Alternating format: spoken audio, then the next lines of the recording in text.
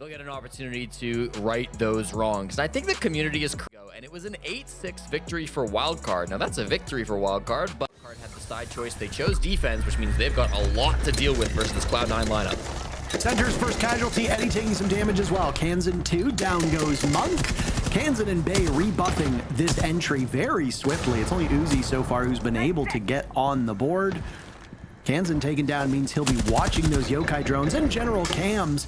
Plant going down by Pambazoo as Adrian is taken care of by Uzi. Eddie was the coverage. He's as good as gone. Pambazoo manages to pull it off, but he's going to be all by his lonesome as Uzi is handled quite deftly. 3 still players from Wildcard up, and they find Pambazoo. A great play by Spiker, and yeah, I mean, on your screen, I'm sure there was a body there. Not for us. They'll get on the defuse kid, and Wildcard with 3 players still alive take round number 1. Adrian has played it very passive, but he's on a drone. Surely his life is only a matter of time. There go those Candelas. A team kill? That's not ideal. The kill feed right now on the right side, all blue across the board. Eddie and Uzi, last 2 standing, and there goes Eddie. Adrian making his presence felt. Really enabled by him. It's a massive play to come through from the Polish player on Wildcard, and I think it should give him a lot of confidence after not being able to play with this team during the major. Hey, there goes Bay. Uzi does get 1. But I mean, the time is not on his side. You can collect some largely impactless kills here, but you're not going to change the outcome of the round. I'll find a second, so yeah, why not? Do it for the stats, I suppose, but Wildcard was never in. Somebody on the side of Wildcard to expose himself. They will not do that. They have an opportunity to do so on that triple panel wall, which is where Cloud9's focus is for the time being.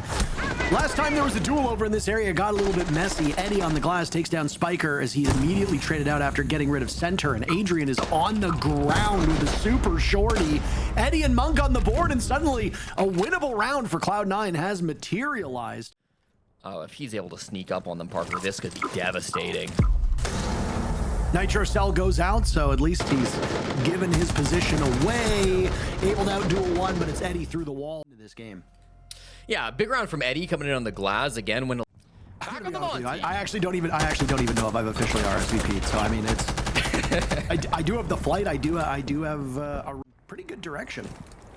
Yeah, Baby Shark down below. Kind of a weird spot for someone to be here on the top floor defense of Border, but Adrian is still just taking names. The East Stairs position, he is so good playing down here and around, waiting, gets the Nitro for the first, and then slams Uzi for the second. This is such a big problem for Cloud9, Parker. They will walk the Monty at him, but this is really difficult when Adrian's playing this well. Adrian's been great today. Yeah, very, very good. Obviously a huge target to now mount on the scoreline. I mean, you and I were talking about it in yesterday's cast, right, Parker? I mean, Pamba's role change to IGL here is definitely going to present its own challenges. A lot of success being found yesterday, but Kansan will answer with a pick right back onto Eddie. A huge good shape. It's just the bullets bouncing off. He's now flashed over by Armory as Pamba enters to the other side of this bomb site. A vault out from Bay will net a kill, and Wildcard. 3 players to 1 for C9. Pamba can't muster anything. Spiker shuts it down, and Wildcard back. Again, change pace. C9 throwing their util in above the bomb site, trying to find these lockers players. Pamba with the repel in now, hoping to get some value, but his teammates are falling all around him. Here's a good shot onto Kansan, but immediately traded back. Monk's got a couple, but it's a 2v2, and these top floor players are really just reaching. This time from Spiker, as it's 2 vectors in hands. Those things are bullet hoses, and they can easily deal with what little HP remains of C9. Changing mags. It's been a retake from above, but there's Baby Shark to do it inside the site. Okay, Spiker. Get in the front door, up the metal stairs, and will now try to clear these office players with a shield in front of their face. Nitro Cell goes out. Good coverage from Kansan. How does he get 2 of them for his troubles? My word. Center's able to kind of keep this round close, but the damage well done by Kansan. Those were hugely impactful. Spiker underneath Eddie. Man, oh man, a shooting gallery on the top floor and a 5-1-half comes. He's dead, he's dead. I always thought his communication would ultimately be what let him down, but it's a tricky proposition now, because that was also the different points now from Wildcard. East Stairs is where we saw all that success from Adrian, but now Baby Shark will take this position away. The defenders not holding on to it as tightly as they once were, but Eddie finds the opening pick onto Adrian, and this defense will continue to be solid. Baby Shark on the board now. This round is down goes Pambazoo. Bay traded out. reassembling themselves, and it looks like the goal is to go over towards break area. Spiker spotted by Eddie. He's gone. Kansan and Baby Shark to hold this together, but it's going to be a rough road for them. Very difficult spots in their opening match yesterday, but this one will be one of the toughest they've ever had to contend against. Hold on a second. Hold on a second here. Is Kansan about to do it again? No. Center with a huge two-piece to... Over on the south side of the map. They've got to find some way to break this for Wildcard because these players are not going to give up their positions easily. So just out of curiosity, how much do they pay you to reference that skin every time? Reload. They gave me the skin for free, I'm not going to lie. That's good enough for me. Good enough for them. And you know what's good enough for C9? How about 2 unanswered kills, but answered back swiftly, and then Pambazoo will turn the tides. At least kit, but really good patience here from Cloud9. I will say, and I did say it yesterday in their matchup against SR, this team is already quite disciplined, quite patient, but hold on. Bay only needs one more. It's a 1v1.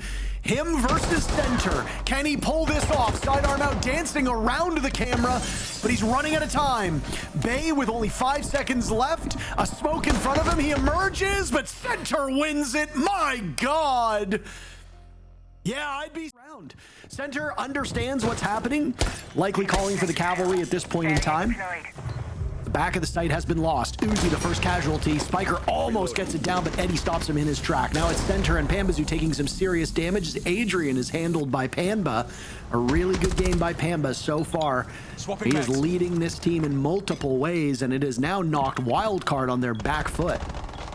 Yeah, this plant did not go the way they wanted to, but once again, don't count out Wildcard. This team is an insane plan B, but Eddie drops right on top of it and slams that shut. Bay will go down. They've still got good vert pressure coming in from Monk up on the top floor, but Pamba's finding frags too. Eddie will fall to Kansan. It's another 1v3 opportunity for Wildcard. Once again, lots of time on the clock. Information isn't quite there.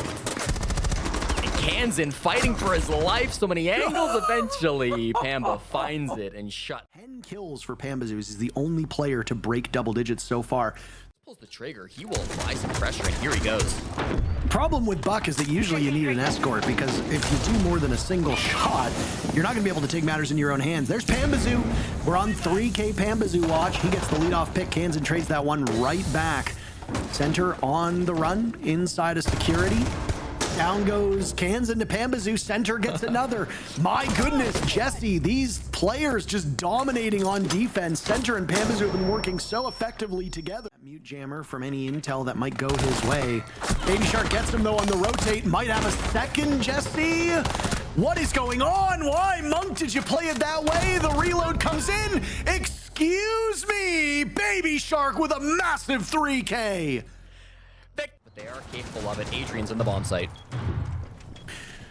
It's not usually where you tend to see an attacker 29 seconds into the round. Spiker eliminates Monk. This one might be over. Adrian distracted by the bulletproof camera. It allows Center an opportunity for that. Kansan's the point man here. Center still on the ground, still a surprise, and the longer that he goes hidden, the more damage that he's going to be able to do. As the flash goes in, Kansan thinks he squares himself off. Uzi has the angle.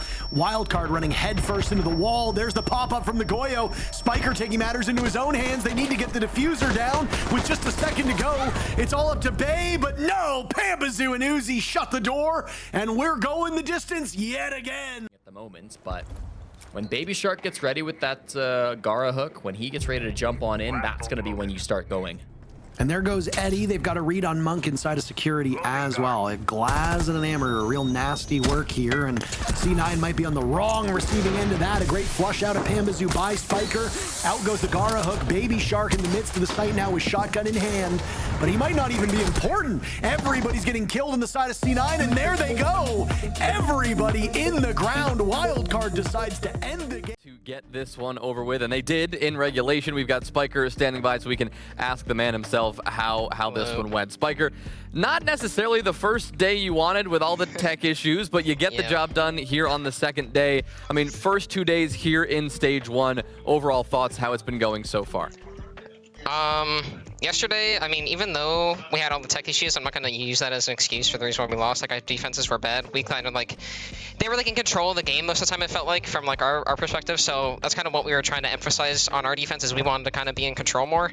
And then our attacks today, it felt like, you know, we were kind of not doing a ton of stuff together the first couple rounds, so I tried to kind of have us group up more on like more of our pushes later in the half, but you know, we got over the line, thank God, but it was definitely not the cleanest game out of us. Well, Spiker, I want to say congratulations on the win and getting a solid 3 points. And hopefully for the future, your Spirit Airlines internet is fixed and we don't have any issues down the road. However, I was curious why you guys went back to border, and I thought the strategy was obviously you saw where they excelled yesterday against Shopify Rebellion was being aggressive, taking map control. And I said the second you guys get on defense or starting on defense, you guys, the attack plan or the defensive plan was going to meet them head on, attack it early, and then fall back into your layers. Was that ending up being the strategy going into this and the reason why you picked border?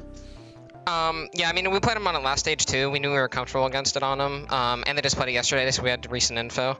And we knew that like the way that we defended the map, like you said, was good for the way that like to attack. So that was kind of our thing. And then, you know, obviously our attack game plan did not work out the way we thought it would, so it kind of had an audible from the gun assist timeout, and then later in the half after that too. So, but yes, on defense it was we wanted to fight them.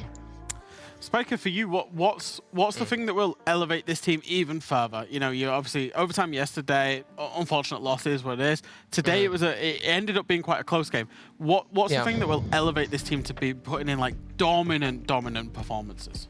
Just consistency, to be honest. Like day in, day out, whether it's in games, in practice, attack, defense, whatever it is, just more consistency on our part will really elevate it. Because like I said, yesterday our defenses or our attacks were insane, couldn't win defense. Today our defenses were insane, couldn't win attack. So it's just about finding that, you know, consistency in games and in practice, and you know, just probably have more bring our time game with to the next Adrian as well. Obviously, you had to play. That also helped. Yeah, definitely not having like the major reps with him definitely hurt, because we had progression for us but we had that progression with Matt mostly, right? So we didn't get this to scrim with Adrian against the teams. We didn't get to play on the major with Adrian. So, you know, the progression that we would have had from going to those events, which really helped us last year, we just didn't have.